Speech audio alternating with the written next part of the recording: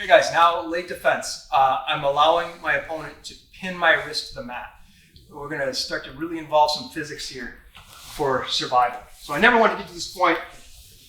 Let's imagine we're here. Lance starts to pin my arm down. I'm really late. I'm not able to open this elbow and initiate my hip escape. So what I want to do from here is pin my wrist down. I don't allow my elbow to come off the mat. If I allow my elbow, he's going to go underneath and he's going to start to connect his hands. Once he connects his hands, things are going to get really dicey.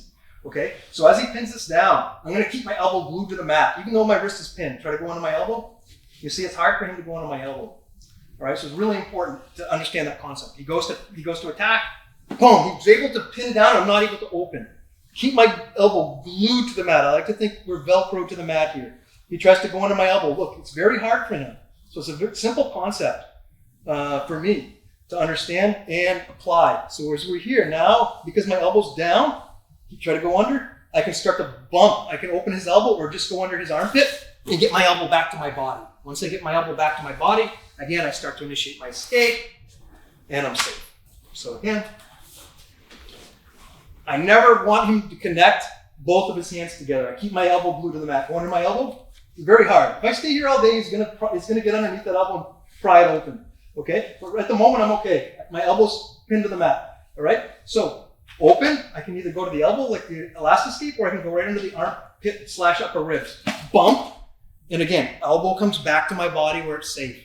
Initiate my hip escape, bottom leg in, and I can start to recompose my guard, any type of guard I like from here. One more time. Again, here, he goes, and don't panic. Keep your elbow glued to the mat. He can't get under my arm at the moment, but I can't stay here all day. So now I push and I bring my elbow back to my body. I redistribute his weight. It's very important. Elbow back to my body, and you see ideally I'm bringing it inside his knee. Now I can come hip escape and recover my guard. One more time, we'll do it a little faster.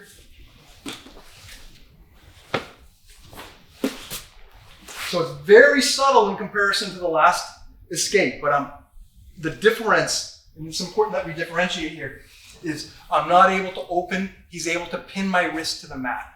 So that's the difference between this escape and the latter escape, the last escape.